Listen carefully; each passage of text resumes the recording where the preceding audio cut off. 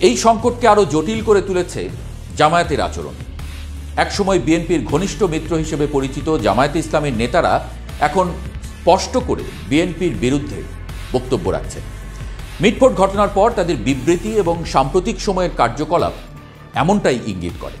তবে জামায়াত আনুষ্ঠানিকভাবে এই সমালোচনাকে রাজনৈতিক প্রতিবাদ হিসেবে ব্যাখ্যা করছে।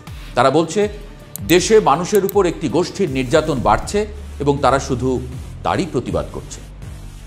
কিন্তু বিশ্লেষকরা বলছেন, এটা নিছক প্রতিবাদ নয়, বরং এর পেছনে আছে রাজনৈতিক লাভের হিসাব। নির্বাচনের প্রাক মুহূর্তে অন্যতম পুরনো এবং প্রধান দলটিকে দুর্বল করে মাঠ ফাঁকা করার চেষ্টাও হতে পারে এর পেছনে। কারণ বিএনপি যদি নেতৃত্ব হারায় বা অবিশ্বস্ত হয়ে পড়ে, তাহলে সেই শূন্যস্থান পূরণে জামায়াত বা এনসিপির সামনে সুযোগ তৈরি।